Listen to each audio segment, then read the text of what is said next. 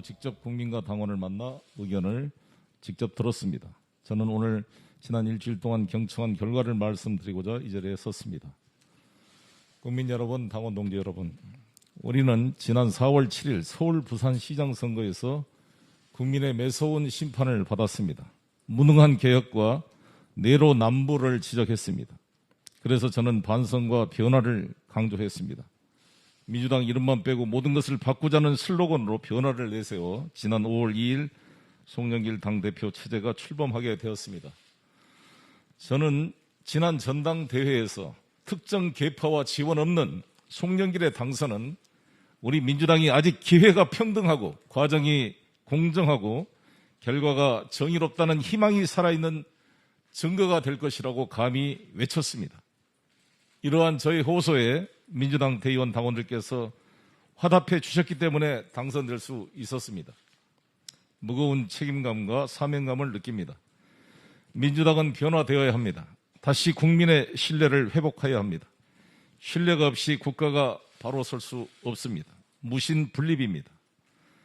정치는 자기가 하고 싶은 이야기를 하는 것이 아니라 국민이 하고 싶은 말을 대변하는 것이라고 합니다. 그런데 우리는 우리가 중요하다는 것에 골몰하여 민심과 멀어진 것이 아닌가 돌이켜보게 됩니다. 그래서 저는 당선되자마자 초선, 재선, 3선 의원 간담회, 상임 고문 간담회, 청년 간담회 등을 통해서 당내 소통을 강화하고 현장 소통을 하며 민심을 듣기 위해 노력했습니다. 더불어민주당은 지난 5월 25일부터 6월 1일까지 일주일 동안 국민소통 민심경청 프로그램을 통해 전국 253개 지역구에서 민심을 수렴했습니다. 그 수렴된 내용을 종합해서 말씀드리겠습니다. 국민과 당원께서 주신 모든 여론의 중심은 부동산 문제와 백신 문제였습니다. 부동산과 백신 문제를 최우선에 두고 당과 정부가 지난 한 달 동안 노력해 온 것에 대해 긍정적인 평가도 있었습니다. 역사적인 한미 정상회담의 성과에 대한 긍정적 평가와 기대가 컸습니다. 부동산 문제는 규제와 세금만으로 해결할 수 없습니다. 공급대책과 함께 실수요자가 집을 가질 수 있는 사회적 금융 시스템이 뒷받침되어야 합니다. 부동산 문제는 2사 공급대책을 보완하여 획기적으로 공급을 확대해 나갈 것입니다. 청년 신혼부부 등 무주택 실수요자에게 집값의 10%만 있으면 최초의 분양가격으로 언제든지 집을 살 수 있는 누구나 집 프로젝트를 통해 2만 호 이상 주택을 시범 공급할 계획입니다. 누구나 보증을 통해 신용 등급에 따라 임대차 보증금 대출 이자를 차별하는 제도를 철폐하겠습니다. 신용 등급이 6등급 이상으로 좋지 않더라도 임대차 보증금은 3% 이하의 이자로 대출을 받을 수 있도록 시스템을 만들어 당장 150만 LHSH 임대차 가구의 보증금 대출에 적용하도록 하겠습니다.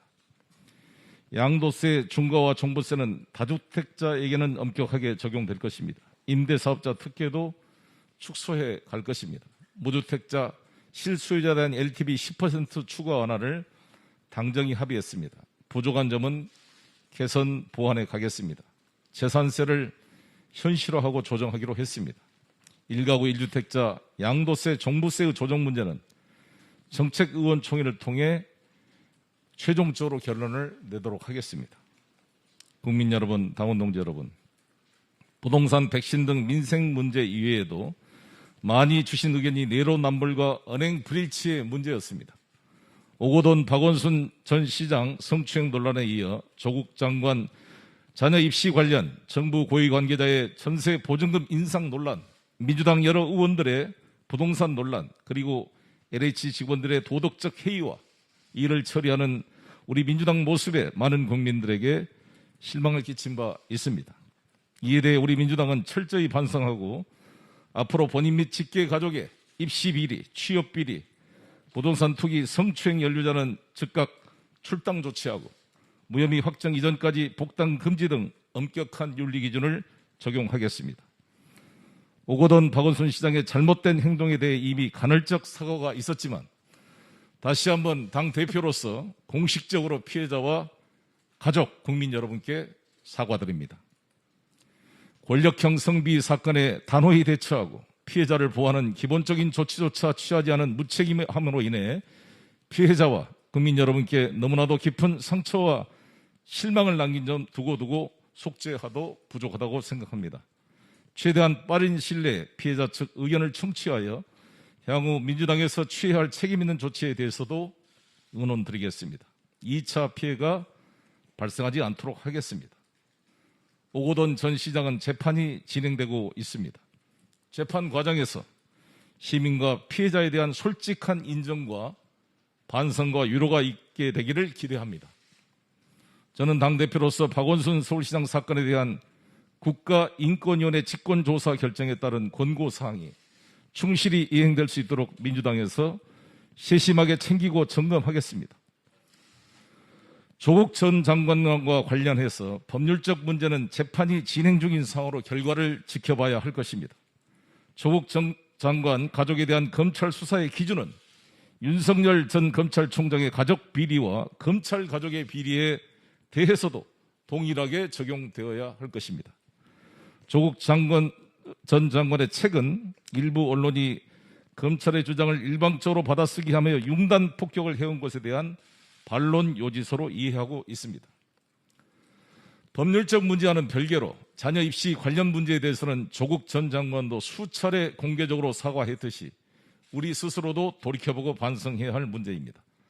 민주화 운동에 헌신하면서 공정과 정의를 누구보다 크게 외치고 남을 단죄했던 우리들이 과연 자기 문제와 자녀들의 문제에 그런 원칙을 지켜왔는지 통렬하게 반성해야 한다고 생각합니다.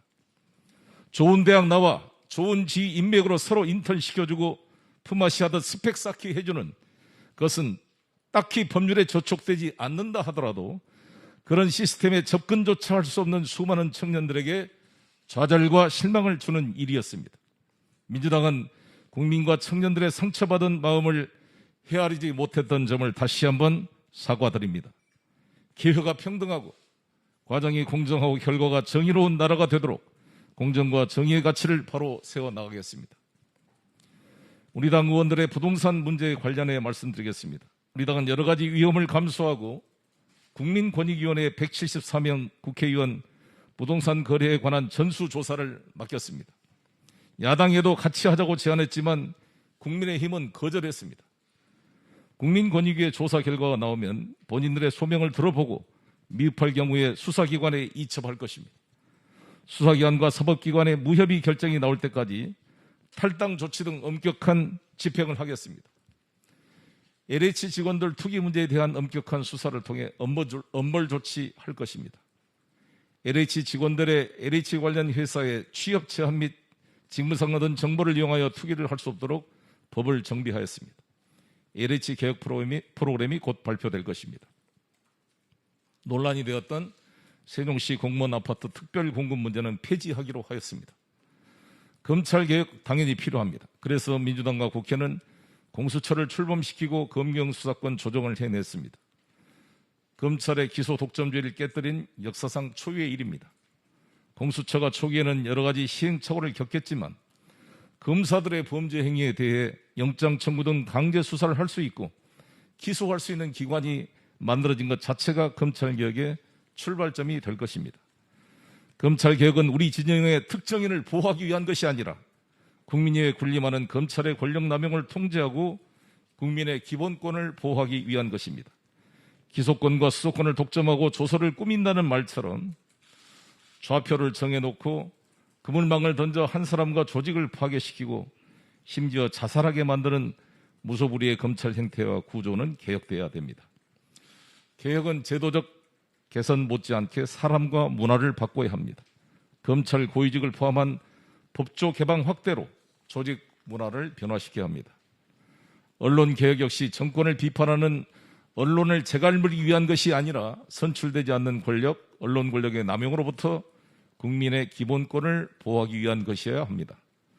언론의 잘못된 가짜 뉴스로 한 사람의 사회적 생명이 무너지고 회사가 망하기도 하고 특정 업종 직업군에게 돌이킬 수 없는 명예훼손의 피해를 주는 경우가 많습니다. 언론 개혁의 과정에서 언론인들은 개혁의 대상이 아니라 함께 머리를 맞대야 할 개혁의 주체가 되어야 합니다. 저와 저희 당의 미디어 혁신 투기와 전국 언론 노동조합이 간담회를 갖고 편집권 독립과 징벌적 손해배상 요건 등을 상의하였습니다. 시민과 노동자를 위한 언론 개혁이 되어야 한다는 언론 노조의 생각에 깊이 공감합니다. 한두 번 회의에 그치지 않고 지속적인 만남과 토론을 통해 함께 모색하겠습니다. 정치인이 발언을 하고 법안을 발의할 때 이 법안과 발언이 내가 야당이 되었을 때 아니면 여당이 되었을 때도 일관성을 유지할 수 있을 것인가 항상 돌이켜보면서 정치 활동을 해야 한다고 생각합니다. 여당이 되면 모든 인사청문회 문제점 개선을 이야기하지만 야당이 되면 말이 달라집니다. 공수처 논란도 마찬가지입니다. 개혁은 특정 세력을 적폐로 규정하고 이를 타도하기 위한 수단이 아니라 여야는 물론 검찰, 언론들의 기득권을 견제와 감시하에 둠으로써 국민 전체의 기본권을 신장하는 방향으로 나아가야 합니다. 우리 편이면 선이고 상대편은 적이라는 진영 논리를 극복하고 여야가 함께 대한민국의 발전과 국민의 권익을 위해 노력하는 정치가 열리기를 기대합니다. 지금은 민생의 시간입니다. 민심 청취를 통해 드러난 국민의 요구는 분명했습니다. 차질 없는 백신 수급으로 집단 면역을 하루라도 앞당기고 부동산 시장 안정과 경기 활성화에 매진하라는 것이었습니다. 역사적인 문재인 바이든 두 대통령의 한미 정상회담을 통해 한미 간의 첨단 산업의 경제동맹, 우주개발의 파트너, 글로벌 백신 생산 파트너와 해외 원전산업 공동 진출 등을 합의하였습니다. 민주당은 백신이 민생이라는 각오로 정부와 협력하여 백신의 차질 없는 확보와 한미 정상회담 합의의 후속 조치로 대한민국을 글로벌 백신 생산 기지로 만드는 데 최선을 다하겠습니다. 11월 집단 면역이 가능하게 되어 자영업자 소상공인들의 경제 활동이 정상화되고 매출이 살아날 수 있도록 최선을 다하겠습니다. 5차 전국민 재난지원금의 필요성을 강조하는 민심을 잘 헤아리도록 하겠습니다. 2사 부동산 공급 대책을 획기적으로 확대하고 누구나 집을 통해 무주택자 내 집 마련에 사다리를 다시 놓겠습니다. 새로운 주택 문제 해결에 혁명을 만들겠습니다. 지금은 국민의 시간입니다. 내년 3월 9일 민주당은 국민의 심판대 위에 다시 서게 됩니다. 다시 국민의 신뢰를 얻어 대한민국을 이끌고 나갈 기회를 얻을 것인가? 퇴출될 것인가? 주권자인 국민이 민주당 일 잘했다고 국정을 다시 맡기는 재계약을 해줄 것인가? 일 못했다고 계약을 종료시킬 것인가? 국민 여러분의 손에 달려 있습니다. 국민을 가르치려고 오만하게 굴어서는 안 됩니다. 최종 배심원인 국민들에게 남은 기간 동안 백신 확보, 집단 면역 완성, 부동산 문제 해결을 보여드려야 합니다. 반도체 전략, 기후위기 대응, 한반도 평화번영의 계기를 다시 찾아내야 합니다. 민주당이 유능한 개혁의 성과와 내로남불의 극복, 언응일치를 보여주는 증거 자료를 많이 제출해야 합니다. 3월 9일 최종 평결을 내릴 주권자 국민 여러분의 신뢰를 다시 얻기 위하여 민주당은 최선을 다하겠습니다. 감사합니다.